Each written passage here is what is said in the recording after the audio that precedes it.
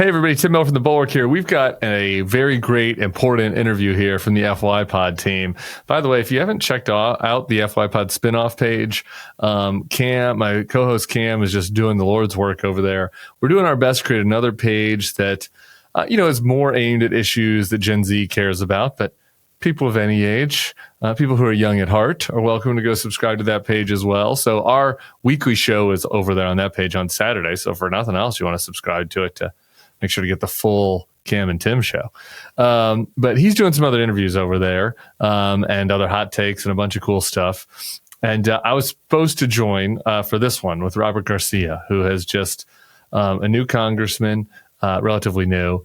He's a new chair of the House Oversight Committee, and he's just doing a remarkable job over there. You can already see the impact of what he's been doing at the House Oversight Committee in this Epstein case being brought back to the fore, and some of the leaked information that we've seen, not saying that he leaked it, but just the oversight work from the committee and the gathering of documents, I think was essentially the impetus for why we actually get to see Trump's creepy letter to Epstein, creepy birthday letter, actually see what it looked like. That led to today. Actually, let's play this clip. That led to today, this clip from Joe Rogan. There must be more to life than having everything. Donald, yes, there is. So he wrote this? Supposedly. The voice, it says voiceover, like he's a movie star, like he's in a script. Donald, yes, there is, but I won't tell you what it is. Jeffrey, nor will I, since I also know what it is. Who fucking talks like this? Donald, we have certain things in common, Jeffrey. Jeffrey, yes, we do. Come to think of it. Donald, enigmas never age. Have you noticed that? Jeffrey, as a matter of fact, it was clear to me the last time I saw you. Ugh. Yeah. A pal is a wonderful thing. Happy birthday. May every day be another wonderful secret. Ooh. And then I like how he's got the signature right where the bush is. Yeah. Okay, that's a dude with womanly hips. Yeah. Like, look at the boobs. They're weird. It's like it could be a back. Yeah, it could be anything. It could be a snail smile. I don't get why he's writing a script. Yeah, it's very odd stuff. It's quite strange. But it's also like the way, like, enigmas never age. Have you noticed that? And Jeffrey, as a matter of fact, it was clear to me the last time I saw you. Like, if one of my friends sent me that, I'd be like, I'm getting a new number. Yeah. Yeah, you need help. New number. Why didn't you just write happy birthday? Yeah, what the fuck is wrong with you, Enigma? Happy birthday, Jeff. That's all I want. Happy birthday, Jeff. May we hang out soon. So there you go. This is why oversight matters. This is why Democrats on the Hill actually doing politics, playing hardball, being online, being aggressive. This is how it can pay dividends in ways you don't even expect. Like, they're just going for documents. Next thing you know, Joe Rogan's making fun of Trump's creepy enigma letter to Jeffrey Epstein. Who knows who that could impact? But it's the kind of stuff Democrats haven't been doing. And I'm so pumped Robert Garcia's out there doing it. I'm staying in touch with him, but I'm happy to pass the baton to Cam on this one. Since he was there in person in D.C., no reason to have me zooming in. So stick around. Cam Kasky, little mini me. Look at him. Look, he's so cute, dressed up in his suit with Congressman Robert Garcia. Enjoy. Hey everybody, it's Cam from Bulwark. I'm joined today by my friend, one of the top experts, Jack Cocchiarella, and someone who, by congressional standards, is like younger than we are, Mr. Robert Garcia. How are we? You're like, what, like 34? Oh yeah, 22. Oh, yeah, well, you must walk in to the Capitol and people look at you and they're like, man, this fucking kid is walking in here. I think anyone that's newer to Congress, I think a lot of folks are, wondering who we are still. But I think we're making a lot of good wave. You think people are finding out and learning a little bit about you in these recent? What's been going on in these recent weeks that they would like? Are you doing anything right now? Is anything happening? Oh, I mean, yeah, everything is pretty boring in Congress right now. No, look, man, I think right now we're in. I mean, honestly, we're in a very serious moment. Like, this Epstein files issue is huge. I think it's dominating DC and the country. Anytime I go back home, and I'm talking to folks about healthcare or about taxes to billionaires, the first thing they want to talk to me about is what the hell's going on with the Epstein files. And I think it goes to the heart of kind of betrayal that people feel around Donald Trump and the kind of just disgusting nature of this massive cover-up. And so that's what everyone is asking me about when I'm up at the Capitol, honestly. I mean, members on the floor, staff, people back home. it's what people are focused What's the element of, for me, what's flying under the radar the most is that this isn't just a cover-up on behalf of Donald Trump, but also all of the other associates of Epstein are being defended, protected, hidden by Donald Trump, because they know once you start to pull at that thread a little bit, everything unravels. Of course, the DOJ can block whatever they can try. Kash Patel can withhold information. But, you see Pam Bondi trying to stop the two Epstein associates who were wired, it was $100,000 and $250,000 respectively from their names becoming public. Because, outreach to these people, subpoenaing these people, they do have to pass over this information. There's going to be no executive privilege or Donald Trump stepping in the way. What more are we learning about Epstein associates around him and maybe connected to Donald Trump that can start to shed a little bit more light? Because certainly that was the case with the birthday book, going through the estate. But how is that process playing out with the associates right now? So I think, look, let me take one step back. I think people kind of forget what actually kind of started this whole chain of events and where we're headed. Mm-hmm. So one, I think people need to understand, and I remind people, it's really important. Let's be crystal clear that per Jeffrey Epstein and his own comments, he said that Donald Trump was his best friend. Yeah. For 15 years, they were best friends, per Jeffrey Epstein. Which is a long relationship by Donald Trump standards. Well, and if you have someone that is a convicted sexual trafficker, someone that abused and raped women and girls, and he is claiming to have this close friendship with Donald Trump, that should first cause us all alarm and really be kind of disgusted about what Jeffrey Epstein was building. He ran maybe the largest and most complex trafficking system and enterprise in the modern era. He was essentially providing women and girls to the most powerful, wealthiest people on the planet. There's evidence that there could have been foreign governments involved. There's evidence that this trafficking was going through some of these kind of talent shows that were happening across the country, often involving children. Mm-hmm. And so you have all of this that is also centered in Palm Beach. And so Palm Beach seems to be the center of where this was happening. It's where Epstein was. It's where Mar-a-Lago is. It's where a lot of the folks that were involved, where a lot of the crimes that happened. Of course, Jeffrey Epstein was being Alex Acosta at the time, who was, he was obviously the U.S. attorney there. So everything's happening in Florida, in New York. So now we take one step back and we fast forward to where we are. We know they were friends. We know that Jeffrey Epstein was a trafficker. Somehow Jeffrey Epstein, when in the process of trying to convict him years ago, he ends up with this sweetheart deal. FBI, different agents, folks were looking at prosecuting not just Epstein, but blowing the lid on this whole trafficking ring. Mm-hmm. Interviewing women, getting testimony, essentially a big part of the creation of the Epstein files. I mean, they were creating a case, they were collecting testimony, they were taking information from the Epstein estate. So there's all of these documents and interviews and flight logs and the case against Jeffrey Epstein. And then here comes Alex Acosta, who later becomes Trump's labor secretary. And is a U.S. attorney out in Florida, and he has this sweeping sweetheart deal, which no one can understand. Why? Why did Jeffrey Epstein get this deal from Acosta? This is a serial trafficker. And so he gets this sweetheart deal. Jeffrey Epstein basically gets a slap on the wrist, goes to a kind of a minimum facility, secure facility, has release time, where he again begins to victimize women during his release time. And I don't know if this ever comes up, at least in regards to releasing the Epstein files, but from what I understand, he also spent a lot of this time looking into security and surveillance technology, involved with people from all sorts of different countries, and he had a relationship with Peter Thiel. Does this ever come up? So these are all pieces that right now we're actually investigating. It is true that there are some very interesting and familiar names that we know that seem to have been tied to a lot of work happening in the broader kind of Epstein scandal. And we're going to be kind of rolling out some of this information. And especially now that, of course, when Epstein dies, commits suicide, what happened then, I think, still deserves some scrutiny. And then we know that survivors begin to come forward. Survivors begin to say what happened. what came forward. Acosta, of course, is nominated by Trump to be labor secretary, has to leave that position because they had a relationship. And now we have all these survivors finally coming forward in a big way publicly saying we demand justice.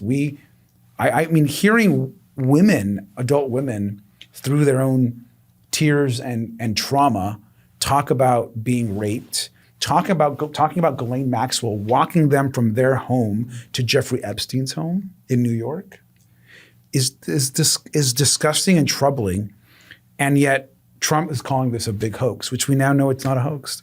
Yeah, it's been very interesting to me the degree to which the survivors have been left out. I mean, it can't be too surprising because survivors of sexual violence, abuse, and assault are very often left out, if not targeted and attacked. But I feel as though the right's politicization of this and their efforts to paint it as some sort of partisan smear job have effectively kind of put those survivors in a position where sharing their stories is now operating as some sort of democratic operative as opposed to just talking about what is, again, one of the largest conspiracies we've seen of this kind. But I'm curious, we've seen videos of a Republican noticeably shook walking out of a meeting with survivors. Do you ever have any conversations with Republicans in Congress like, hey, you know there's actual people involved with this, right? And I think we can say Nancy Mace, considering she decided to backtrack after I wasn't trying to be nice to her by not saying her name. I forgot who it was. Oh, okay. I was about to say, I think I want to just make it clear, completely backtracked and says the president has my support. What are you hearing behind closed doors with Republicans who some are saying, I don't feel comfortable about this, but I'm going to continue to back the president. And then those who perform outrage and then just support the president. I don't see how any Republican that was at that roundtable with these survivors could want to hide the truth from coming out. And yet they are. I mean, Mike Johnson was there and, he called President Trump an informant. I mean, there is just so many lies that are going on. Republicans are falling over themselves to cover up for Donald Trump. And when you have someone that ran on, I'm going to release the Epstein files as part of their campaign, it was central to the campaign. Kash Patel was talking about it. J.D. Vance was talking about it. The whole MAGA sphere was talking about releasing the Epstein files. And then you do a complete flip. After Pam Bondi says they're on her desk, and any reasonable person should be asking themselves, why the flip? Why the going from let's release these files, some of it was one of my best friends, to it's a hoax. His words, it's a hoax. And then the birthday book, which we caught him flat-footed on, which he said didn't exist. It exists. Our attorneys, not only do we have the image, we saw it in person. That is his signature. Forensic science is clear. For the forensic experts that have obviously been talking about on we've seen on the media and other places. And so now we're at a point where we've subpoenaed, Democrats we have subpoenaed the files, and the DOJ is stalling. They've sent us documents that we've already seen and were already public. They're compelled to send us the rest of the files. And when we get those, we're going to work to get those and make those, and get them out and get the information out to the American public. I have two other behind the scenes questions. The first is Marjorie Taylor Greene said that she did speak to Trump about talking to the survivors. He then later that day, or it was the next day, said, well, no one's ever brought this up. I haven't thought about it. Do you know anything about the nature of that call that she had? Did she talk to you about that? No. Well, first, look, I appreciate any Republican who at any moment wants to do the right thing. That Marjorie Taylor Greene is no friend of women or survivors or people that are going through sexual abuse. And so I think it's nice when folks end up doing the right thing every once in a while. But the amount of terror and violence that she has inflicted upon so many others, I think has to be brought up in this broader scope of her trying to seek some level of justice in this moment. I am glad that she is engaged. I hope that she stays consistent, and I hope she can convince other Republicans to also demand. Because that was going to be my other question was, you don't have to say names. I know if you say, well, it's X individual that we think we can kind of move off the fence to supporting this. A second from now, they're going to be getting a call from Trump and Pam Bondi. But what does that process look like of trying to move Republicans to work with you in this process? I mean, look, I think it hasn't been easy. I think Tom Massey has been the one really kind of leading the charge on the Republican side. And Ro Khanna has been doing a lot of work to try to move some Republicans over that he has relationships with. We have tried. But on the oversight side of kind of where we have jurisdiction, we've had to really fight to get any disclosure. Yeah. Like we had to fight to get the subpoena. We're the ones that fought to get Acosta deposed, which we're finally going to do that later at the end of this week. We're the ones that forced essentially the estate to turn over the book and got the subpoena going. Like there would be nothing. We would know dramatically less information if you didn't have a bunch of fighters on the oversight committee. And I think that we are pushing, we're being strategic, and we're at a point now where we're doing a lot of interviews with a lot of survivors. We're getting information, and people need to understand. People say, oh, well, these women should go and just tell all their stories. It's not the way it works. I mean, people need to have Putting the onus on survivors is just right. These women we have members have of gone Congress through trauma. not doing anything. They've gone through trauma, and many are scared. These many cases, these women have children, are in families now, or are scared and want to just be left alone, and they don't want to be re-traumatized every day, being reminded. And certainly, they don't want powerful men to target them. And so I think that's where we're at right now. But we're not going to give this up. I tell people all the time, like, we ain't going anywhere. We're gonna push every day. I talk about this with gun violence as well. Like it's so easy to forget the real human toll of things like this, and that there are real human beings involved with this, especially when it's such a spectacle. And then I was at a Love Island reunion watch party where there was already kind of a little bit of Zoomer drama going on. I'm an Alandria fan, by the way. Oh, okay. Well, we have that on camera. That is the congressman on record. I also watched. I actually watched the whole season of this last whole season of Love Island. Also. And that is important for you. Did you watch it live every time? No, I caught it up. Like this would be like I'm at home at midnight. Super. Let it be known that if you see Congressman Garcia on his phone, there's a chance he's watching Love Island to catch up, and that's okay because I hold space for that truth. But I was at a Love Island reunion watch party, and I was talking to this girl who was like my age, and we follow each other on Instagram. She seems so nice. We have mutual friends. And the next day she DMs me, "You do a podcast with Tim Miller?" And I'm like, "You're under 35. How do you know who Tim Miller is?" And she says, "He just had my mom on his show." And I went, "Oh, is your mom some former labor secretary or former Republican talking shit about Trump?" And she said, "No, she's a prominent, outspoken Epstein survivor." And I was like, oh my God, these are real fucking human beings. And you forget about that. But my last question about this is just like, I have this pervasive fear that I'm sure plenty of people do, that's like, if a president is riling people up enough and flooding the media enough and saying enough inflammatory remarks that gets people talking, like ultimately the MAGA base is not going to care about the giant child sex trafficking ring that the president either was directly involved with, as we have reason to believe, or was best friends with the guy and was so stupid that he did not figure that out over 15 years. Do you think we will be able to keep people engaged and make sure people don't give up and just assume that this is something that can't be a winning issue? Yeah, I mean, two things. I think one is the worry that you have, I think, is real, because just take the Ghislaine Maxwell piece. She is a known monster who abused women herself and is a trafficker of children. And yet she gets a reduced prison location. She gets to tell her story and is lionized by some on the right because it's in their best interest of the narrative they want to give.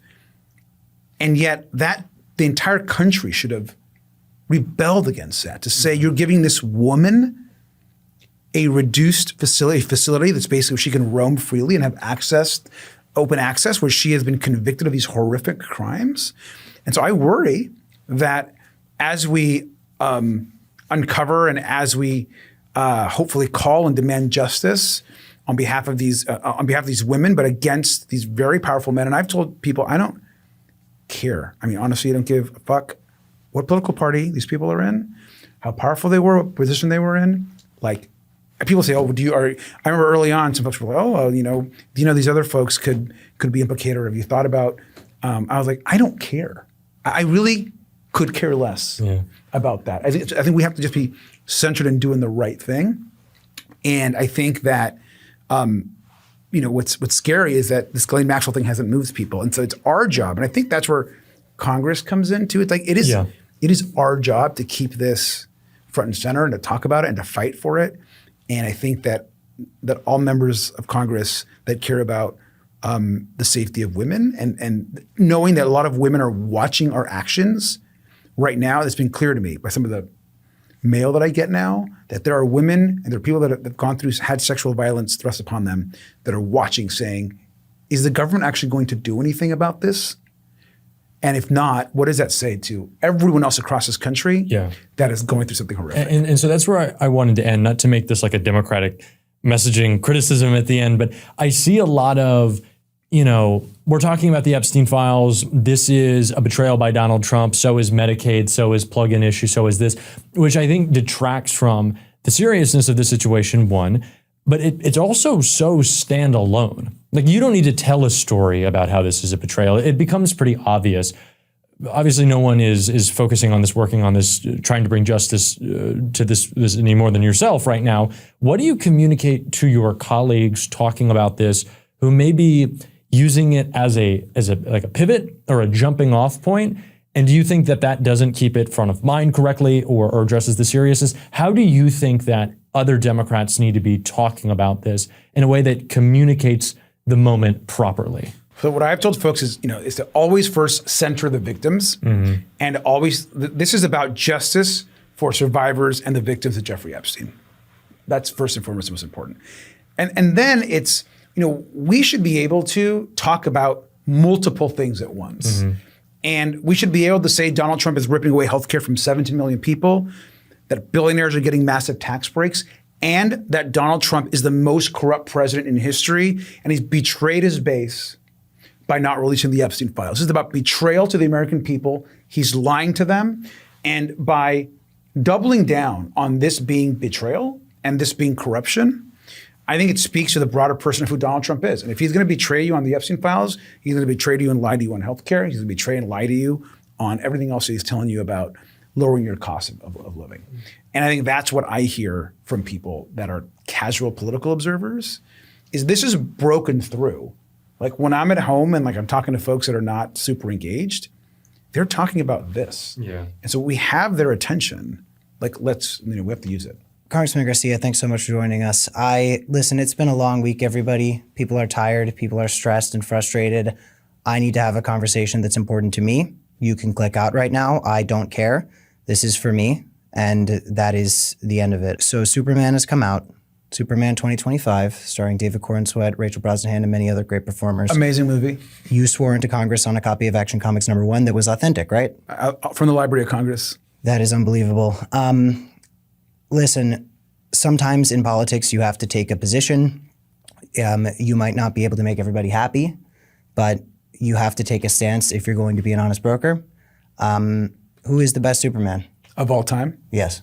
The best Superman of all time is Christopher Reeve. Okay. And I think that Cornsweet is up there probably in that second slot. Yeah. I think that is fair. I put Cornsweet first, but I also think it's just a different experience because you got to see Cornsweet doing stuff that the tech just didn't allow Christopher Reeve to do. But for me, like the first Superman I saw on screen was Christopher Reeve, and that was like life changing for a fan of the comics, and so. Well, but modern Superman. This is the best Superman take we've had, is this modern Superman. Well, I'll tell you this, everybody. As a 2000 baby, the first Superman I saw on screen was Tom Welling. And that made me say, wait a second, do I also think that boys are cute? Congressman, thanks so much for joining us. This has been great, and I appreciate your work. Absolutely, thank you. Everybody at Bulwark, stay tuned. Many more crazy things to come.